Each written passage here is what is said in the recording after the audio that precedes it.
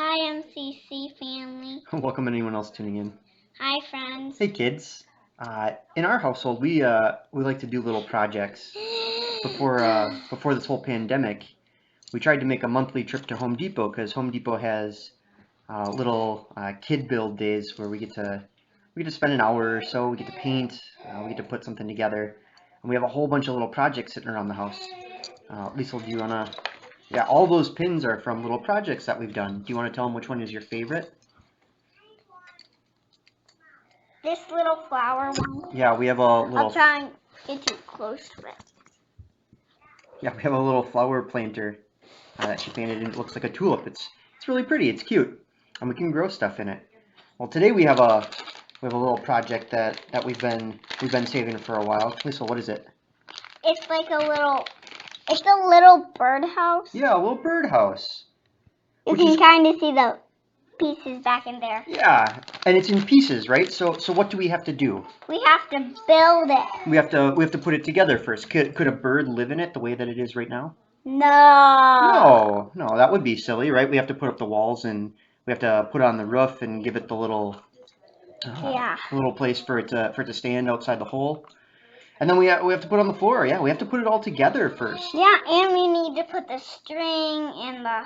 Yeah, so that we can hang it. You're right. Yeah, there's lots of things that we have to do to put it together before a bird could live in it.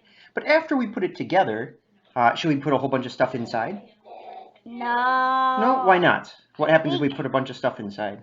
And the bird can't live inside. Why not? Because it will be all scrunched up and the bird will die. Yeah, well, yeah, it won't have room to get in, right? So should we put money inside? No. No, should we put toys inside? No. No, we shouldn't put anything inside our birdhouse because otherwise the bird won't have room. Well, that reminds us a little bit of a passage from Second Chronicles today. So in Second Chronicles chapter 7, King Solomon, was building something. And beginning with verse 11, it says, "When Solomon had finished the temple of the Lord and the royal palace, the Lord appeared to him at night." Isn't that cool? So he built a house for who? God. He built a house for God, yeah. Notice that he built a house for God before he built the house for him. It was the house of God first. So he built the house for God. And the Lord came to him and said, if you walk with me, as your father did, as David did, then I will establish your royal throne. I will always be with you. Isn't that good to know that if we walk with God, he'll walk with us? Yeah, so we built God a house, and if we walk with him, he'll be with us. But then it says, if you turn away and forsake the decrees and commands I have given you, and go off and serve other gods and worship them, then I will uproot Israel from my land. That's kind of scary, huh? We don't want God to go away from us. But what God is saying is that if we put too many things in his house, then he doesn't have room anymore. So, Lisa, we were talking about Solomon building the temple. Is the temple where God lives? No. No, where does God live? In a house. In our house? Yeah. Well, hopefully he lives in our house, but where does he live with us? In our heart. In our hearts, right. But like this birdhouse, if we put it together and we fill it with other stuff, there's no room for God. So if we fill our hearts with other things, God doesn't have any room. But we also have to put the birdhouse together. There's some assembly required in our project. And if we love God, we can take the time to put our project together. And when we put our project together, we have a beautiful little birdhouse. And when we put ourselves together, we have a beautiful heart that God would love to reside in. We just have to make sure that we don't fill it with other stuff, right? Yep. Right.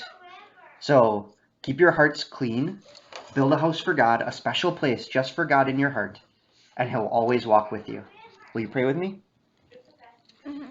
Dear God, help me to build you a beautiful house in my heart. Help me to keep that house clean and tidy and just for you. Walk with me and help me Comfort and help me. all the days of my life. All the days of my life. Help me Help me to show others to show others your love, your love, your glory, your glory, your mercy, mercy, and your power and your power in my life in my life, because you are with me. because you are with me. Thank you for Jesus. Thank you for Jesus. Help him Help him to live with me, to live with me, and I will serve you and I will serve you forever and ever. forever and ever. And all God's people said, Amen. And when all God's people prayed together, the devil said, "Bona!"